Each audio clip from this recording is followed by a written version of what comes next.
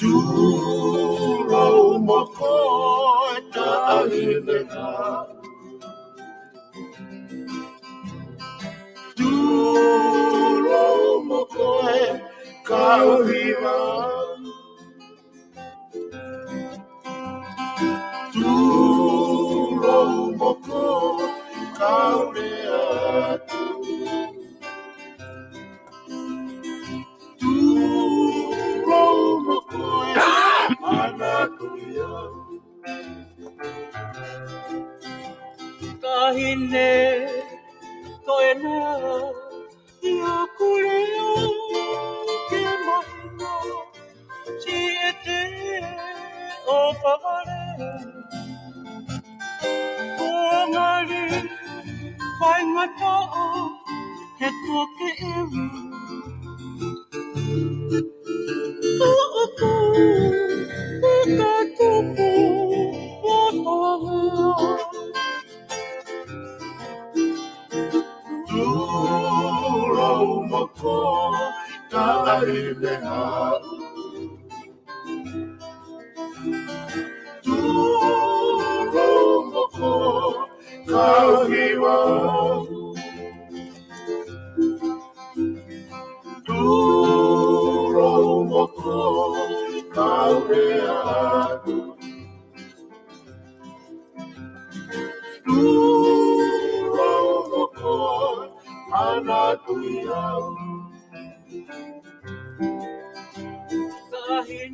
Ko kore ke hufanga mohenga I tal whatapu ko tope o ku o atu meheni I he taimi ko tope whatapu atu ke ngahi tuunga ko tope whatapua ka ada mo ke whakahoko atu mo polokalama ko he pongpongini ko he polokalama mawahe eni pia mo KALAFI MOALA pia me tonga eki ko kai ke o koutu I pia ko eki hatahe ki modol o ku kai ke maulawe I a KALAFI MOALA tahe ka u whai o ngongo na u kamata mai ngahi whatongia ko ni me mua pia ku hene KALAFI MOALA I he a honi ke mawhakahoko atu haki I talanoa ke tuunga ko ia kuiai ai FAKAPOLITIKALE o ku lotonga iai a tonga pia mo VAKAI pia me he tawha aki koe ni ai mitia ki he ngahi mea ko ia o ku lotonga hoko ko ia I ho tau whanua. Taitale re ki mo tolu ko toa pe ka inga ku mau osi lotoni pia pe he whoki a te ki mo tolu ko toa pe te mo toki mamata I he tau polokalama ko ia o he pongpongi ni.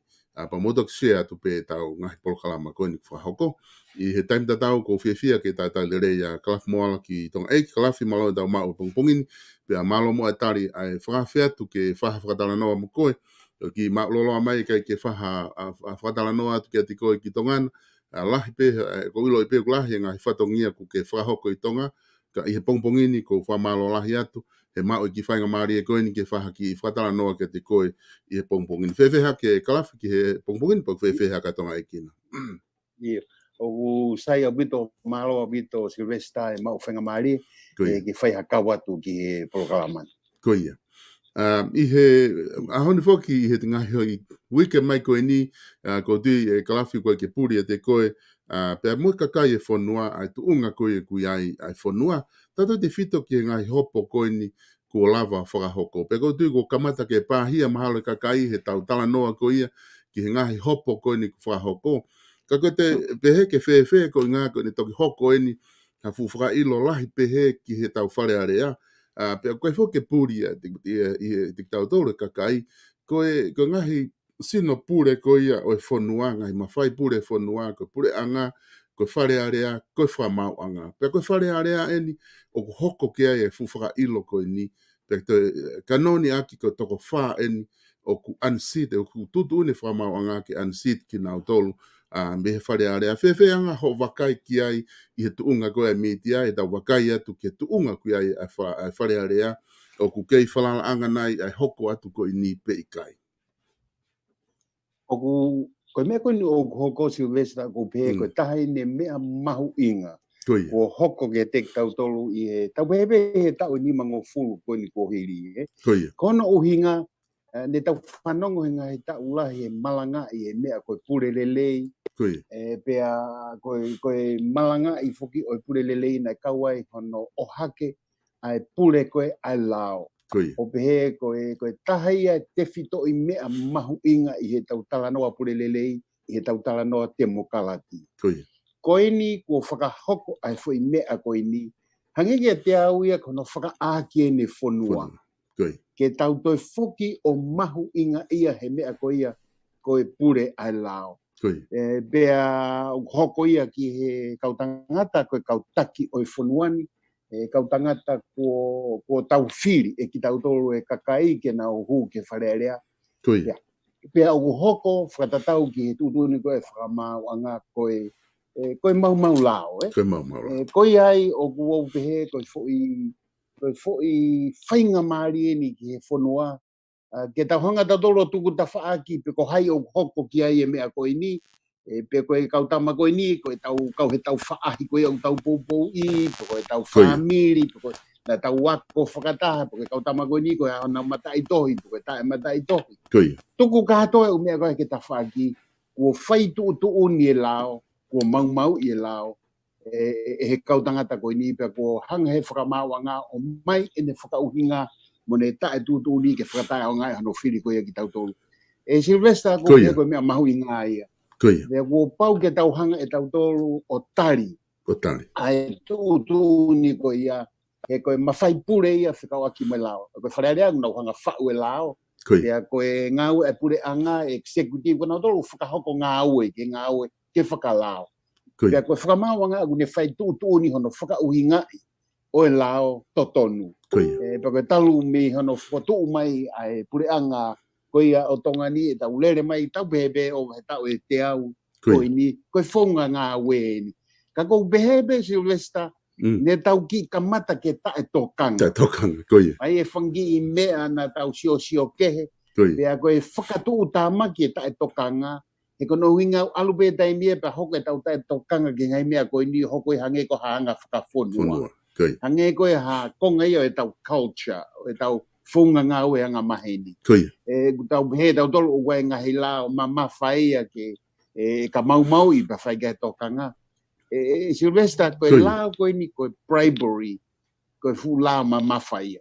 Iha mea pe. Koe ki ngata pe, e wharea rea ka kei iha whai ngata whaaki pe. Koe ai o kou he koe tahaini ai mea mahu inga ko hoko iho tau historia ki muini mai. Hano whakaake whonua, whakaake kautaki, tau toi whoki mua ki he pure a lao, pea tau mahu inga ia he pure a lao, e koe tau talanoa pure lelei, e kei hoko ia, kai oua ko whai, ai pure a lao. Mo ne apito e kalafi koe, na uwhanonga I he whakatalanoa aluseane ki sea wharearea, pea e whahaya sea wharearea, koe whailea koe ni koe bribery o ku kehe ahano uhinga ona I he lao hia, pea ku kehe ne uhinga ana I he lao whiri. Aia o ku hange ia ke te au, o nakai tala mai e sea ka hange ke te au he ku vakai ki ai, hange ku maharo ki maange bribery he whiri wharearea, I he taimi kou tau pehe ai o ku bribery hia kita, whailo hia kita he bribery. Aia ko ne tu ko ia ko whe bribery ko o uhinga ki sai ange ia, ka pau te bribery o ki sai ange ia he mea koe, pe kuna whakatau tatau pe ne tu o tatau ai pe ko whe I kalasi hia, pe whiri wharearea. Mana e tonu pe ke to eke atu ke sia, koe hae kai haa koe o ku mafa tuki ange, pe koe hae kai haa koe o ku ki sai ange. Koe toi mea e taha, hufanga he whakatapu Silvester, e koe mi anga e ta no fo, o kai koe ha toho ia o maange, te ha toho ia o mamafange. Koe bribery hufanga he whakatapu, koe bribery. Eke I whakasivile, eke I whakahia, pe te honga o ate mea koe ni. Koe bribery koe ni kou whaikatara noa, na I kai ko hatotongi whakafufu. E ko hui utau ngawe ake tau tolo e whailea whakatonga e koe bribery, pe ko hatotongi whakafufu, ke kouna hataha ke whai ha mea te fie mao. Ka koe lai kai mea koe ni, e ke whakafufu ia. Na tu whakoloa, koe whake puha moa, e koe whake paanga te au, na ke whai whakafufu. Aia kono whakatonu rea totonu na e whai kākā. E kone tai whakalaua, e kone tai whakalao peha te mea te whai, o te whai ia huinga kā, Koi. Sylvester ka taki mo ka ki whakahua te mea koe ni koe tahine mea mauinga. Koi. E talanoa i koe o isu ko ni tongani he taimini. Lai whake whahinga una o pe mani. E koe no hinga whaka ilo he mea koe ni koe tau wanga whakatonga o ki tau tolu ai whaki mea ofa. Koe tau whaki ofa. Koi. Whaki ki se niti ki he family. Dai me ufolau mai hataha u tau whaki ofa taritari lere ki anau tolu. Au ke masiva u tau whaki ofa. Koe no kowe whaki ofa koe ia. Koe meni ko be o whaka o tua. Koe ke halau ia i tongani te neta au whi whaki ofa. Ka kono kehe koe a issue koe ni. O ki kei koe whaki ofa ni koe whaki ni ke to tongi ke whakaloto i koe ke whiri au. O koe no whai kehe. Pea koe ai o tau kore ki he kakai koe ni o kunau hanu koe ni pehe ko hamea ko tau tea whaki ofa. Ofa mai o hoko atu whaki ofa. Ofa mai o wai tuku ia e whakalao pe ia pe whaka otua. Koe mea koe utala noa ki lao koe whaki koe te koha totongi o hamea ke whakaloto i hataha ke whiri ia kita. Pea utao fia he kopulao koe ni o e whiri wharearea. Koe mea koe ni utapu ia ke whakahoko. Koe huinga e utala noa ai he ngai hopo koe ni. Koe no huinga e ne whai e tutu ni ai whakamahau. Koi. I tuunga whako ia neongo e ngai whanua te mo kalati murini ke lawe i pe. O koe, e taimi koko o ku ale te hakeha whahinga bribery pe he ni. O ku tala noa na tolo he ngahi keisia o ku lau mano mo o kilu. Pe a ni ihia over he lau miliona. A ko taimi koko o ku tuku hake he kakai i he social media. Tamai koe puha moa. Koe tola ni manoa.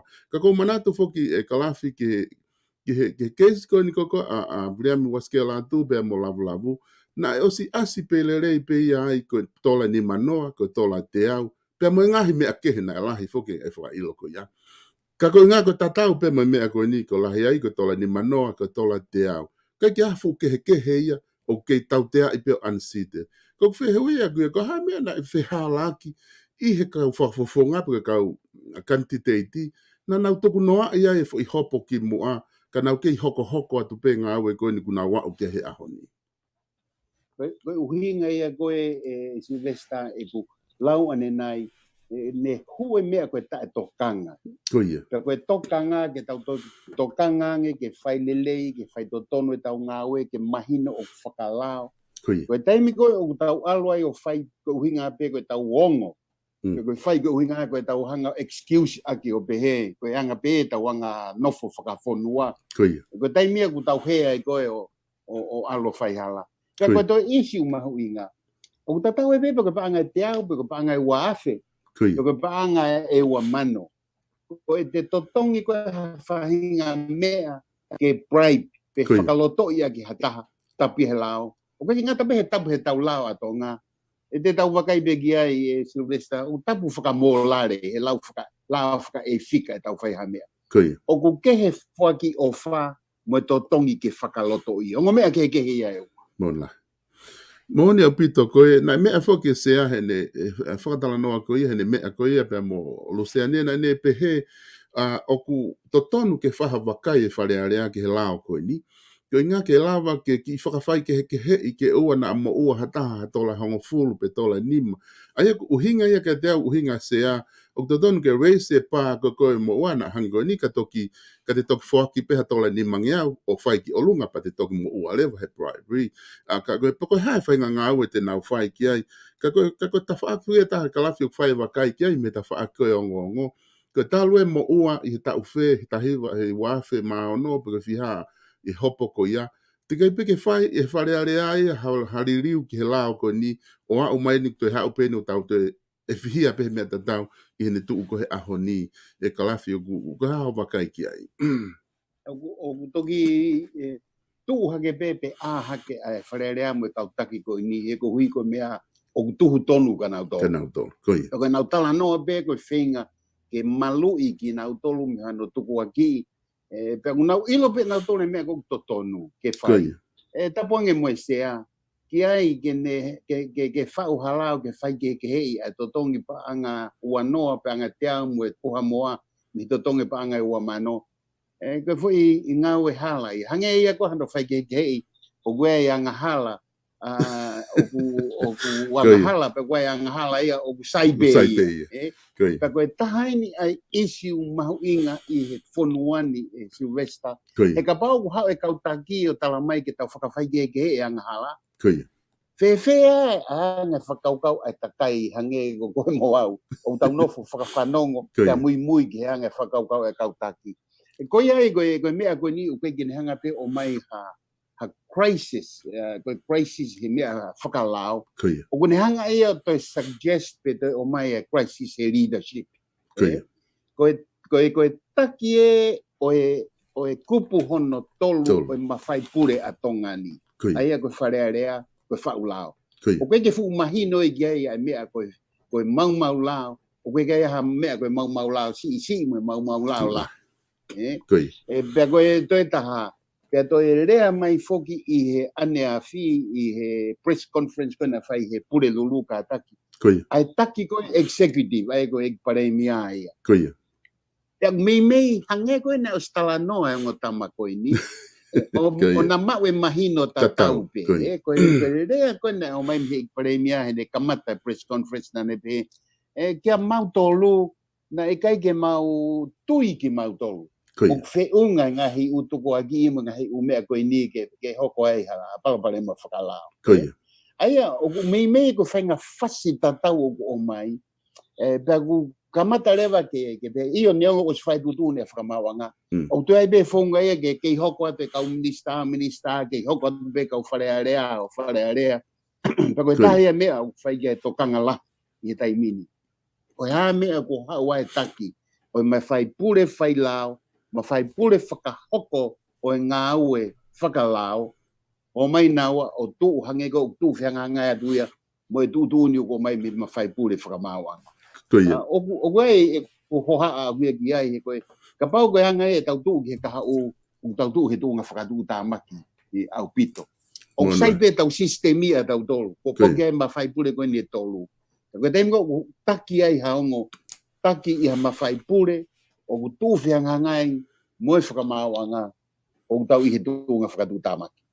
Mo lahi apito e kalafi koe na e whakahoware apito ai whanongo pe ki ai me moto ani ki he kamataanga ko ia press conference no whahai foi konga ko ia o tatau bea mono whakahuinga ai whako pehe o kui kai ke mau tui mau tolu o ku hala ai kau minista ku ngā hono whakahuinga ai hanga tonu ke mahino ke kakai kai ke ka kuhinga aku ia ko tawhaaki ko ia ko ngai mea ko ni hene mahino o kune lulu ia a separation of powers go tonga ai vai ko ngai mawhai ku kamata ke nau hange manga mai tama ko o hange nau ki taka fe manga ki holo he line na tonu ke nau ngatai ka ko whakau ni mahu inga foke tawhaaki ko na mea ke ai pare mia ane a fi pe ku tau finga foke me tawhaaki ngongo ke tau vakai ko fe mea ku mo oni ai ai aku mahina foku kune talamai ia o ku kei minista pe a o minista ko ni ai tonga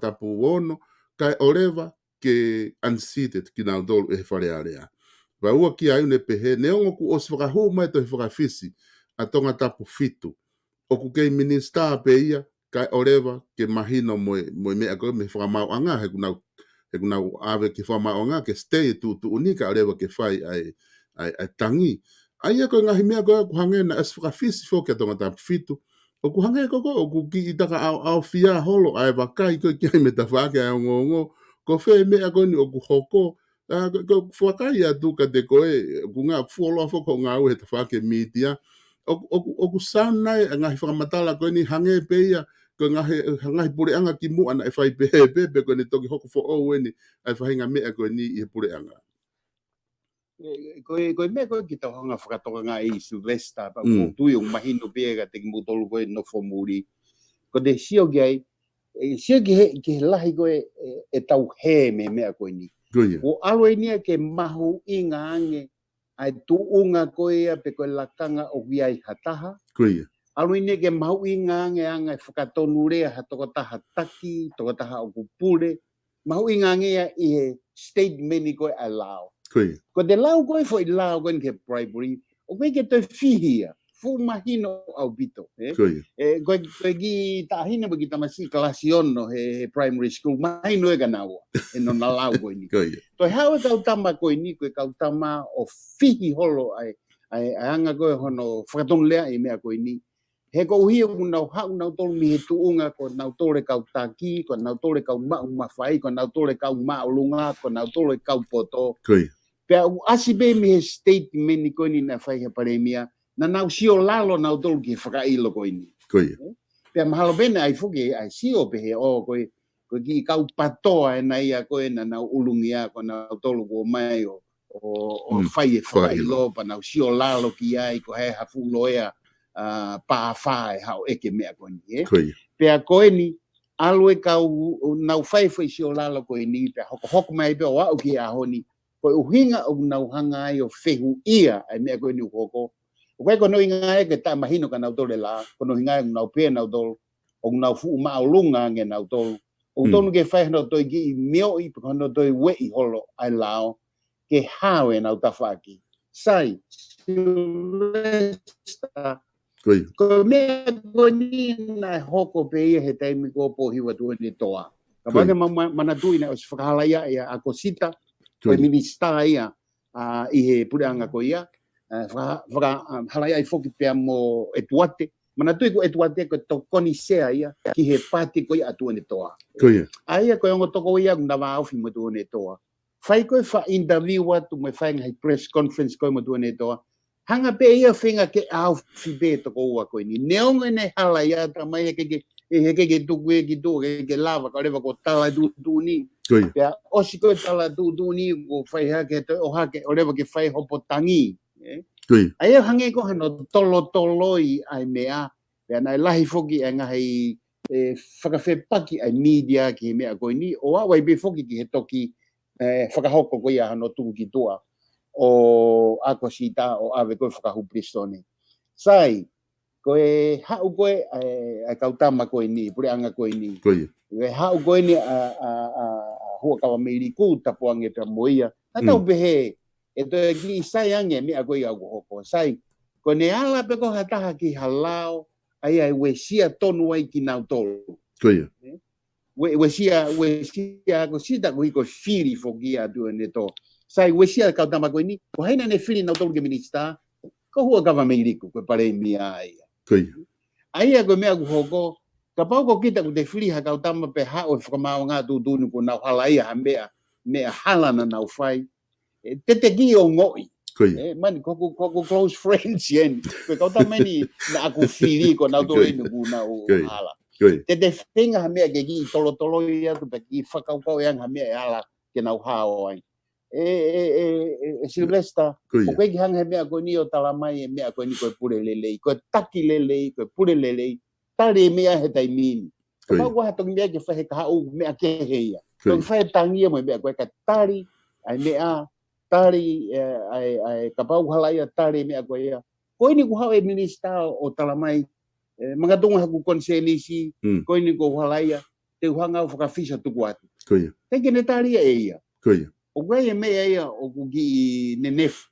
I he fo I, kai ke nenefu e lao. Koe nenefu ai tō onga whai tūtūni koe ia o whai he kautaki koe ni. Mo lai he pito koe fo ke e ta whaaki kalafi o whai ke mana wasi I hange koe na e mea ke sea whare area pe tō o hake he ngai aoni victim of the law. Aia koe whakaukau ia mahalo nau pehe pe me taha pe whoku nau pehe koe hopo tangi o koe totonu ia ke taha kotoa pe ke ne mau hopotangi, pea ke oua na atapalasia e totonu ko ia, o loki tuku na tolu ia ki tua, pea o te whamaonga tangi, kua nau toi I kuna ki nau tolu ia, pea hange ke hopo alasike, o toki hau ia ku o stapuni atu e sea ia, pea nau hoko rewa koe victim of the law, I he nau whakakaha koe, pena kau pe he konga, press conference koe e pare mia, I hono whakamatala nau whenga ke whai ehi me ta whaaki ko ia na ngai fu, mea whakapaanga e toki eke amui ke taimi te nau haawai ko tāpuni se amo e hafua ai whakaukau ko. Eka na whehu ia foki e tahe kau whai angongo ai whakaukau ko ni. Ko nau hala ia he tainini. Pea ka pau e stay tutu unika nau toki au ka taimi te nau hopo tangi ai. Pena kanau ke ministad me va time ko ni o au ke foi time ko ia. Fe lewa ka o tio ki ai o nau ke halai ia pe.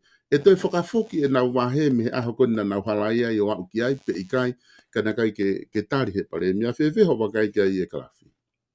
Iyo ko tui ko taha fugia me ko ni taulau ko ki he fahinga fai tutu ni fai he leadership he taki Koi. tari me ko mahino he taimi Taimi.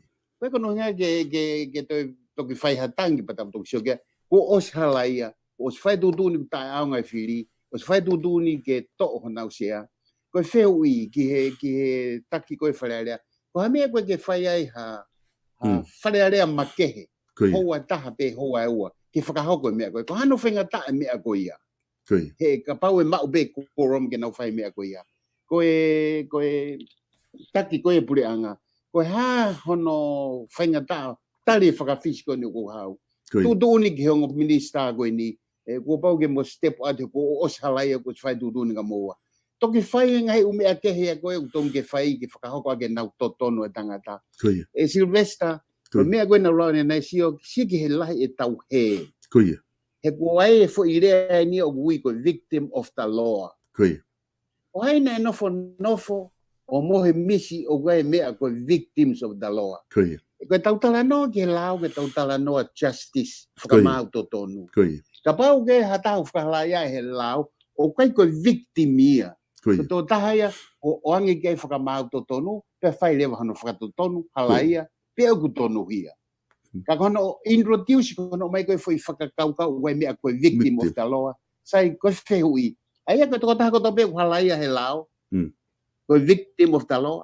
Aia koe kau criminals koto pe moi kau noble ko tau te he lao na hoko koe victim of the law. Koe foi whakaukau ia koe ia kia te au whakaukau halaia.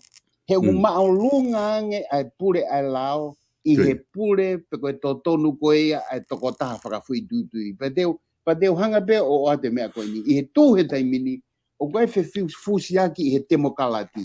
He kupehe he kau demokalati e ni ihi. Koe mea mahu inga demokalati koe pure ai toko lahi. Koe loto e kakai. Sai, Sylvester. He wheka pau koe loto e kakai o gikai ki whakalao. Pe ko no hinga ia koe e tauhanga tau kawei, ko e demokalati, ko e taha pauturi ko demokalati, o ku ikai ko whiri e toko lahi, ko pure ai lao. Io, o ku whai loto e toko lahi, pe whai whiri e toko lahi, pe lava ke whai i kuna, ka ko e pure ai lao, ko ia ko pau ke whakaawao e pure ai lao, i he mea ko toa pe ku tau whai. He ka pau e ikai. E koe a pongi e whiri toko lahi ke toko taha koe, a hoko mai e whiri toko lahi ke toko taha kehe. Mantui fuko hidla na e whiri toko lahi. A hidla. O gang hei mea i he historia na e whiri toko lahi, o ikai koe demokalatia, koe pure alau koe demokalatia. Koe. O koe be, ni henu kunau whehu i mai ai whakaukau koe ni, kunau nofo pe o pipiki whakaukau koe ni. O koe ai naha totonu ha taha ke tangi. Ai a ku hange ia, o ku tau talanoa tato me mitia pe he ku tāpalasia e tato re totonu e kau tama koe ni ke ote nau tangi. I he lao foki e kalafu mahino lei koe totonu e taha kotoa pe ke tangi. Ka koe poini foki ku ke talanoa mai koe ai i he pongpongi ni. O tukuange whai e tu uni ai lao, pe tukuange nau tolu ia ki tua. Ki nau na tō toku whai pe nau e totonu koe i tua, o whai nau tangi ai.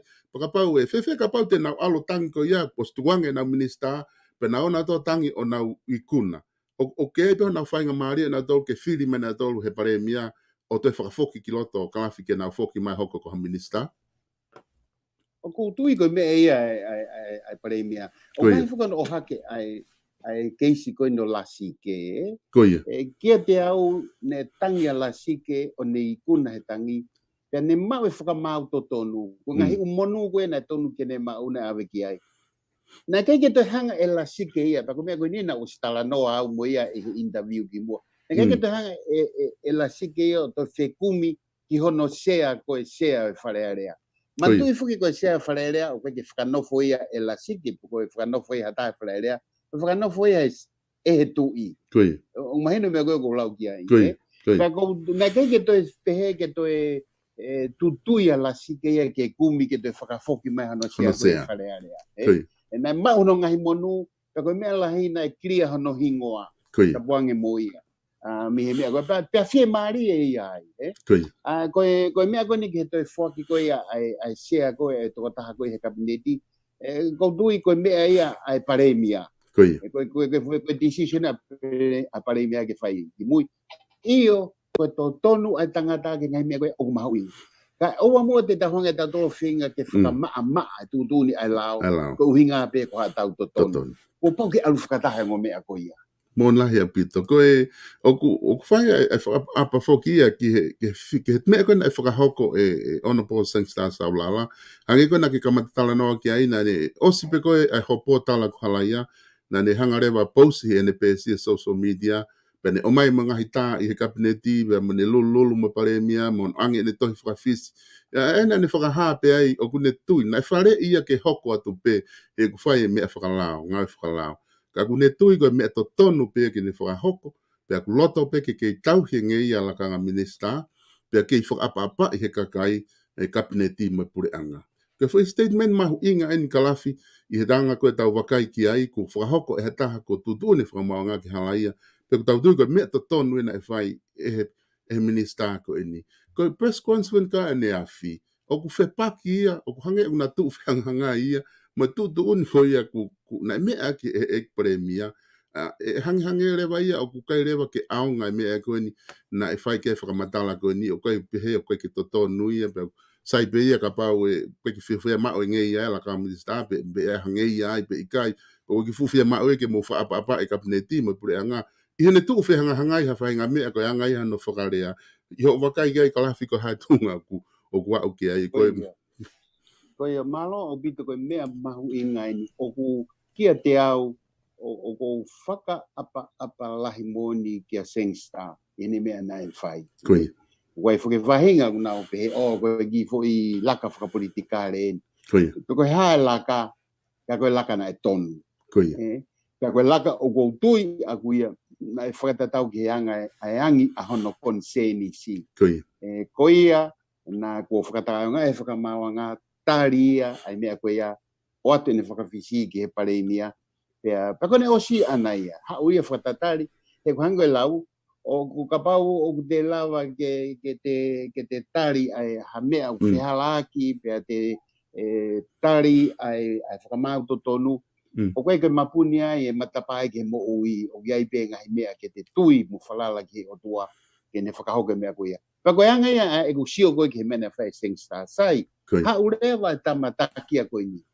Koe he kono hinga ai whihi a mea koe ni, he kuhi o ngongo i he taki koe ni, koe kautama ni nane whiri, koe whiri a ana, ke minista e kautama koe ni, pia kua whakataa o ngai ene fo i whiri ana ia koe ia. He kuhi, koe mea koe na hoko he bribery, na hoko e ki mua he whiri, he gai ki ne whiri na utolu koe kau minista.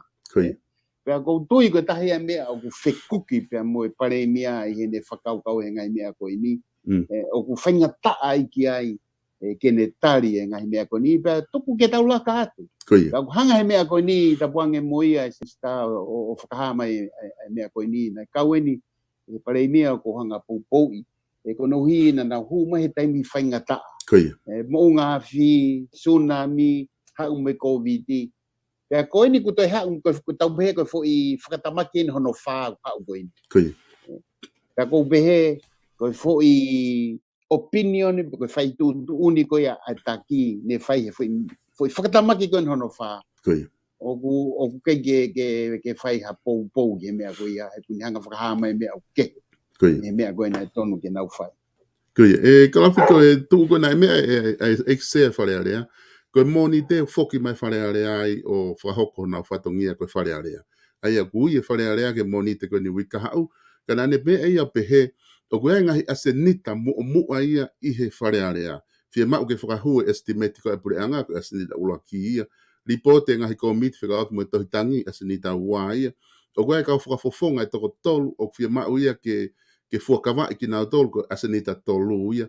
E toki tānaki atu ki ai tu uni whakamawanga lahi ki unseated ai kau whafafonga ko ia toko wha. Aia ko ne tu ko ia ko ta fa ke ni ko fe hu ia mahino pe ia ka o ke moni te hanga na me ke pale mia o te e kitari e fa mau anga ke stay e tu ni ko pa lewa ke fa hoko la o ia ke ansite e ka fa fonga e to fa ka ko asnita fika fa ia asnita fika o la ki ke fa hu estimate ko manatu he tau ko osi he fa le tau ko osi a me ke fa e patseti na me ha ke ai no pele ha pai i fa le ne fa ha ke fa le o ki kai ke uloto ke me ha ke minister moi o fai ai me ene patseti ai whakamatala ko ene patseti ko hinga ko tutu uni ko ai whamau anga ko eni kapau e hu e whare area foki e toki fai anside dia ko asenita fika wha aia o ku kapau rewa o ku kei e kapau e hanga e minister pa anga kei hoko atu pe o whakahu e estimate ko e pure anga o ko te kwa no kehe mo me ko na hoko e tau ko osi pe ave vege pare mia ke ne whakahu e estimate pure anga. Kai ke hano fai ke. Mo foi ke si kono o ako sita, ko no pere fukin na dunia tu hangana me hapai. Pe ta ofia o kai fai e ako sita. Ko tui ko ki tolo ko ni mo lili o ko asenita. Ko ai ke tu ko ke lava pe ka minista ko ni o whakahoko na whatongia ko i wharearea ko tua te patseti mo nga hime apehe. Pea wa oe ke siki seng star saulala no toi fusi mai me tu o whakapisi o hange ko haleka ko da mai pe ke uwhia hua ke o whakapisi ka nau puke whakamalo i pe ke ki whakalao ke tari ho whakapisi au hau ko ia ke tau te o pe o whae mea ko ia. Ke kata skalamo. Ko ia, ko tu whakakaureka i mea ia.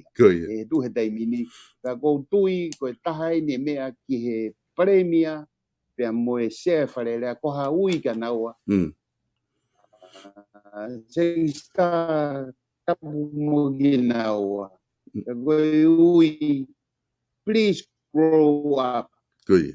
O whakahoko mo whatongia taki lelei ki ho tau whanua. Ka tau hoko a te ulahi ngā upalo parema e hoa pēta. E siang e hoa taha. Hono o mai a ke asinita whika uluaki. Osi puka ko osia. Pe hoko a te talanoa e ke whika wha. Wai toto ofi, wai toto ohi, pe wai ngai uinga makehia. Koi ai, mahalo koe isi koe ni kuhoko. Koe ki ngata pe he tau e whakaamu koe ke pule ai lao ke no whakaake ke tau tukanga ki ai. Kau kute hang he isi koe ni o whakaha mai. O gai e kau takia. I tau ngahi mawhai pule koe ni. O wikai ke nau whakahako nau whatongia koe taki lelei. O te ai ngai uwhangi uhinga kehe ia o nau kalo holo ai. Nio i mahala koe fo ire o tau ngā orea ke me hala nio i. Kalafi ko ila pe ko ngā ko ta taimi ka ku o guai ni i henu nau eke mai ke katak mo te ki whamahino mai i he primary. Nau te fok pena do ke primary nau pe he ka pau ku te alato atu hatola te au ke hataha pa te tafok kita alu ka ku te quantitative. E ui ia ko primary pe toki ui pe ko primary ka pau te o ate tola te au pa te pehatu mana tu i au he whiri. Koe whehu i mahu i ngā pitoini. Koe ngahi keisi koe koe na e hanga he whakamau o tari koe primary. Koe ngahi u keisi ana e mau hono whakamoo ni pau. Koe uhinga oange panga te au na e whai e rea.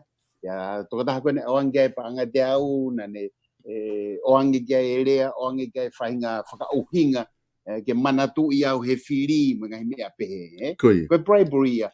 Ka pane o atu pe panga te au ka ke whahalea. Pea aluia. O hange be koe tau mea koe ni koe whekau aki pea moe whaikawa. Koe anga maheni he whaikawa, a pike tau lia te ki tola ke tokoni ke whaikawa. Koe anga ia e tau hauka whaikawa. Ka kapau te latu kita ki ha whaikawa. Lolo tonga e whiri o lia, tua ki te au pea ke kau whaikawa. Mou manatu i au he whiri. Koe bribery. Koe o atu ha mea ofa, o atu ha totongi, ke whakaloto i ki nau tolu ke whiria te kita. Ka pana te atu pe kita o lia te tauanga mahene o tau toke o atu e ki paanga te au koia. Pea koe isi uia. Pe u paanga te au, pe koha puha moa, pe koha tanke vai, o paanga taha mano, pe koha palo mesi paanga ni mamano, hange ko mea koe ne whaitonga tapu hongo fulu. Ko ke mau inga lah ye mea ia, ko mea mau inga na e fai ko inga ke whakalotoi ke whiri a te kita. Koia. Monia, pita e kalafi ko e whakausi pe tu unga ko kuia e ongongo i ho vakai ko i tongana o ku kei tau ataina pena e ongongo i whai whatongia ku whahoko pe meanga e whenga aku me pure anga ku kei omi pe pure anga e ngahi information o ku whia mau me he ongongo i he tuu ko i he ahoni. Ko tu ko he taimini ko taha mea ku whia mau lahi au pito i tonga ni ke fo i lao ko ni ko Freedom of Information Act. Koia. Ke ai hatutu ni ai lao ko taim ko whia mau ai ha whahinga whakamatala o ku oange ki he pure anga ko pau ke nau tari mai ia. Pea ko pau ke tari mai he ahawhiha. E Silvestra o ke kahalao ke he tu he taimini. Ko tahe palo parema ko ia ko mau whiku ke taimini. O ke taha ia e whakahupri sone ko uhi ko hane lea, koe ka hataha e whakatanga e ko uhi ko hane lea, i tu koe he taimini. O whakafufua mo e taimi koe tau e wano, pe tono ki mua, e taimi na mau kamata mai ai. Ka koe mene o whakatu tama ki he tunga koe o ngongo he taimini. O ku alu pe taimini mo e lahi ange whakawhaahi. I he kau whai o ngongo, o iai e nau whiri po ko whai whaahi whakapolitikale te nau kau ki ai. Pea hene pehe lewa, o ku compromise leva hano ave ongo ange ko ini sai como kau tama pe ia o ku faihala mau ko tama matoria o sai be ne ngo ko ilo de una faihala kau sai be ko iko mau kau tam ko tahia me ko ia ko be ko me fakatu tama ki fai ongo ko kamata be ke fa ahi kau fai ongo pe kamata leva ke monukai ai tau ataina ko e ongo ko ongo ta tau pe ko o atu ki a moutolu me kama ko e ta fahi ko e o tu tau ataina ko fengo ke ave ai me ko yo mo oni mata mon la hepito ko yanga be ai gi vakai mon la hepito e kala pe ku tu ha pe foki i social media ko fu va ta ko ya ki kakai ke na tala no ai foki e ngai tala no ai o fai pe ta aki poini pe foke ni ia ke pure anga alu ina to ke pure anga ia ke o le pena ta o stupa de to taimi ko ya na ha no fo holo pure anga ko no fo pure anga ko ka i ka fai ngo ma inga pito kalafi e foka ka ia ke na no fo ma o pure anga ko ia o aho e ko pure anga ia to ton ke siofi taimi mi to foka ho holo pe ngai pure anga ke he ka de wa de fai mari ke ni be mo foka malo at ke te ko kalafi ko nga ko whainga maari ko ke tuku ke whaha whakatalanoa ke te koe pe me New Zealand ke mo tu unga ko kuia tonga ka te wat ke wha maa popo mai pe ko waha mea ku ngalo e te au ke taumia ke wat ke te koe ke wat te whainga maari ko ni maao. Maha ko to e whainga pe ke te whamanato tu be ai mea koe ni koe mo ni Silvestra maha ko tari e lotu koe au kai koe na tau whakanga i he taimi koe ko tari au kai koe ni ko hoko ai pure ai lao tutu ni whakamau koe whaihala koe ke tau hanga tukunoa i pe e tau tae tokanga ki ai koe whaihala koe ni ko whaihano whakamau i pe tau tea ke tau tu whakataha mua he mea koe ia koe tau tu whakataha e koe tu whakataha whakapati tau tu whakataha ki he lao ka moe mooni ka moe pure lelei ka lawai ke tau whanonga whakataha ki e kahao. Mahalo au pito whenga maari o mai pia wa te tala monu pe whamalo ke ngau rei ke whai mi hena ni VP o ena media o ku kau o media he media o ku tu tau ataina ono ave whakamatala ke kakai. Mahalo au pito pe au whatu. Mahalo pito kalaf mola ma whamalo lahi atu i o whakawhamari o taimi ke whakawhatala noa mo koe i pongpoine. O whatu ke te koe pe mo ngau i whai tongana. E kainga ku whamalo lahi atu koia.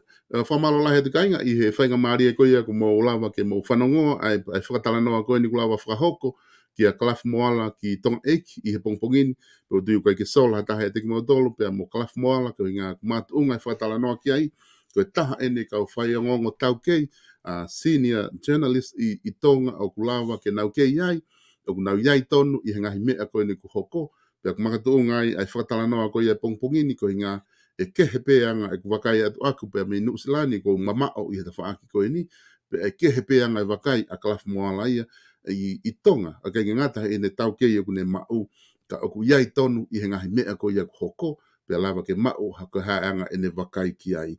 Koe vakai ki ai te tau kehe pe ai pe me taha kotoa pe. Koe peho vakai ako ia, e kehe ia me vakai koe ni kumau oato ki mautolu me ta whaake o ngongo. Pe iai pe me vakai ia e toko taha koe, kehe ia me ta whaake ai ako, me ta whaake whakapolitikare, ko tau ngahi vakai koe ia e kehe kotoa pe, pe koe kia no mau ia ona. Koe mea pe ko mau ka pau te tau mau ia ai lao ko ia, ko tohi he whanua ke tau mui ki ai. Ka kehe i ngahi mau ko ia, ma ngahi kehe ko ia, koe mea lelei e taimi tau talanoa ai ki ai, pe koe whatongia pe nia, i he ta whaake koe ni, i he pongpongin, ke whai hano vakai, ai tuunga ko ia ku iai, ai pare mea pa me pureanga tonga. Ka koe pou o kei whai pe, o kai kia hame ia, o tuku e pou ke pare mea, koe ia o kune urifohe ho tau waka. Ko ia kua whiri e whanua ke hoko ko eki pare mia o Tonga. Pe koe pou o kutuku kotoa pe ia pe sete te au ke eki pare mia ka mai kau minista ku nau ihe kabineti ke nau tataki ho tau waka. Ka koe whatongia ke wakai i ai mea kotoa pe hoko ihe pure anga kua pau pe ke whahoko e whatongia ko ia. Ma aloe tamau e pongpongeni pe ku ofalahi atu e teki mautolu kotoa pe o ku moilotoni pe ku mautolu kotoa pe te mou whanau mai ki he polokalama ko ia e pongpongeni ka tau ngata he tau toki whelongo aki i he taimi ka hoko mai o whātu.